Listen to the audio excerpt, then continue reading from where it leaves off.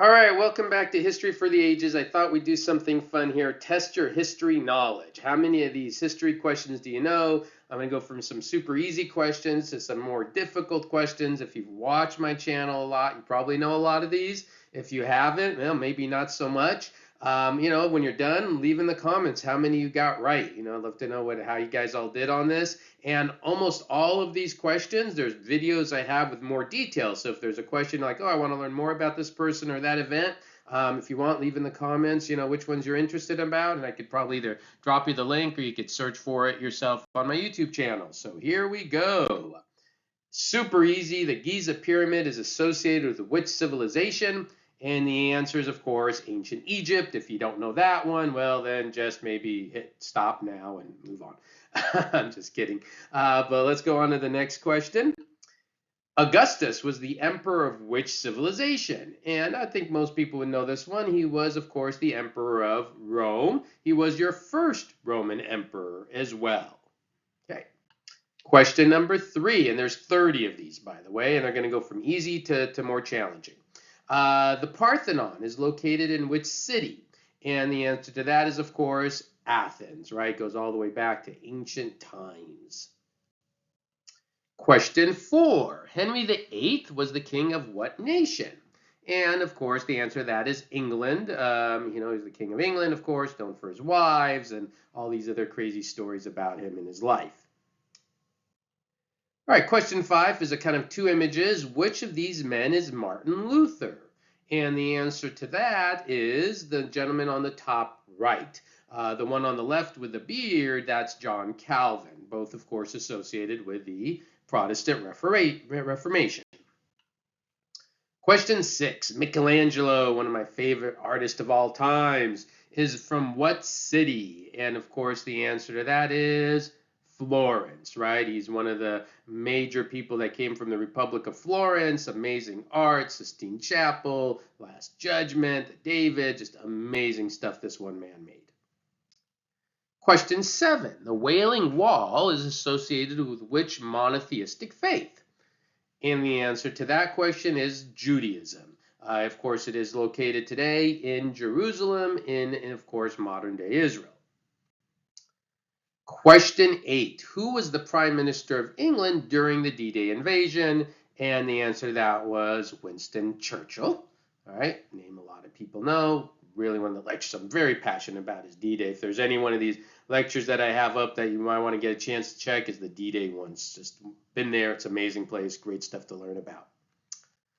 All right, question 9. The area of Mesopotamia is located in what modern nation? And it's primarily in what would be modern-day Iraq. Modern-day Iraq.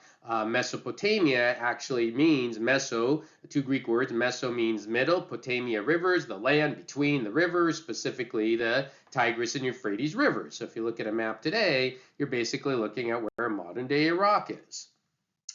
Question 10. The Roman emperor who converted to Christianity was named? The answer to him is Constantine. Very important. Of course, not only he did convert to Christianity, but then had really big impacts as well after that. All right, so now we're going to get a little bit harder questions. The first 10 were a little bit easier, and now we're going to kind of make them a little bit more difficult. Who was the statesman of Athens responsible for getting the Parthenon in Athens rebuilt after the Persian War? And this man is named Pericles. Pericles, he was very important, the golden age of Athens. What was the name of the battle that William the Conqueror won in the year 1066? And the answer to that is the Battle of Hastings. Been there too, amazing place to go and visit. Battle of Hastings, it's in southern England today. Question 13, what is the name of this tapestry that depicted the fighting that took place? And very cool, I've seen the tapestry as well, and this is called the Bayeux Tapestry.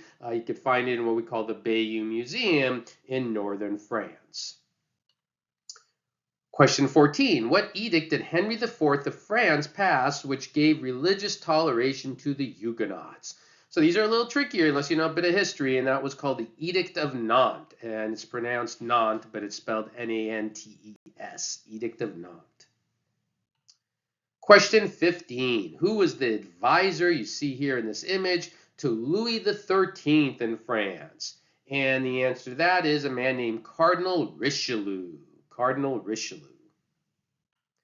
All right, 16. What is the name of the Persian emperor most responsible for the expansion of the Persian Empire?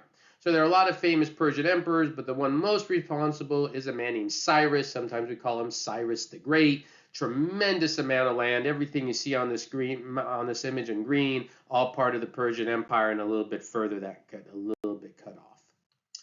All right, which Frankish military man defeated the Moors at the Battle of Tours? And the answer to that is Charles the Hammer. Very famous battle. I cover this in both in my History of the Middle East class and my Western Civilization class, but very important. This is a battle fought in what it would be kind of France today. All right, which family dominated Florence during the Renaissance? So I had a previous question on Michelangelo. The family that dominated Florence during the Renaissance is the Medici family. You're looking at an image here of Cosimo de' Medici, one of the more famous Medici rulers. All right, who was the first child of Henry VIII? And the answer to that is Mary, Mary Tudor. And question 20, which Roman emperor conquered Britain? And this is, of course, Claudius. Claudius conquered Britain. All right, now we're going to step it up one more level. So the first 10 questions were easier, then we got a little harder, and I think these are even a bit more difficult. Let's see how you do on these. Who was the biographer of Charles the Great? So a lot of people have heard of Charlemagne, Charles the Great, but who told us about him? A man named Einhard, who was also his friend, a bit biased, but gives us a good deal of information on Charles the Great. What was the name of the first island Napoleon was sent to after his first defeat, and what was the name of the next island he was sent to where he finally died? So long story about Napoleon, but basically he loses power, goes to a little island called Elba, escapes from Elba, which is right next to where he was born on the island of Corsica, goes back to France. He has another defeat at the Battle of Waterloo. They capture him, and this time they put him in a second island called St. Helena. Which is in the South Atlantic away from everybody, where he ended up dying.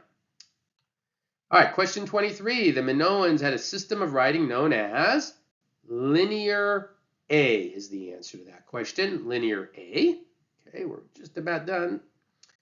Question 24. James I of England was from what family? And he was the Stuart family. Now, he's James I of England as king, but he was actually from Scotland. So he's from Scotland, but then becomes the King of England. I explained that in one of my detailed lectures on the modern monarchs. Pretty crazy stuff there, but cool little story. All right. Which British poet wrote, "To die for the fatherland is a sweet and becoming thing"? That's a translation, Dulce dicom est popato amoi. One of my personal favorite poems of all time, and the answer is Wilfred Owen. Amazing poem that he wrote about World War I trench warfare. Speaking of which, this image is from which World War I artist? So there was writers and there were artists, and one of the most amazing artists is a man named Otto Dix. And Otto Dix had some amazing images he created, again, depicting trenches and the World War I period. All right, question 27. What battle was fought between ancient Egyptians and the Hittites? Again, if you know this one, I'd be pretty impressed. It was called the Battle of Kadesh. The Battle of Kadesh. You could actually see it on the map here, sometimes spelled with a Q, sometimes spelled with a K, but the Battle of Kadesh. All right, 28. What was the name of the female Byzantine emperor around the year 800 AD? And her name was Irene. And she did take the title of emperor, not empress. So that's pretty interesting story from a little bit of Byzantine history. Excuse me. All right, question 29.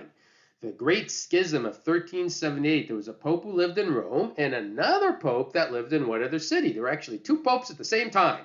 One lived in Rome and the other lived in a city called Avignon in France. And each pope claimed to be the legitimate pope. Each pope excommunicated the other pope. It was a good old time. So that's question 29. And last question, the Lionsgate image you see here is associated with which civilization? And that is the ancient Mycenaeans, who were pretty much your first Greek people. And of course, a picture of me there because it was fun. All right, so how'd you do? If you scored anywhere, you got 27 or more, you really know your history well, 24 to 26, pretty good still. If you scored like 21 to 23, you picked up a few things, but of course, there's always more to learn. 15 to 20, yeah, at least you know your basics, but there's a lot more. And if you got below 15, definitely, especially if you got below 10, you got a lot of history videos of mine to watch. So anyways, I hope everyone enjoyed that. Please share, leave your comments, how many you got right. I thought this would be just something fun to record and do. Share with others. And that's it. Everyone have a great day. And give me feedback if you like this. I'll do more of these maybe if people really enjoyed them. I could do ones just on different wars and different events. All right, everyone, have a great day.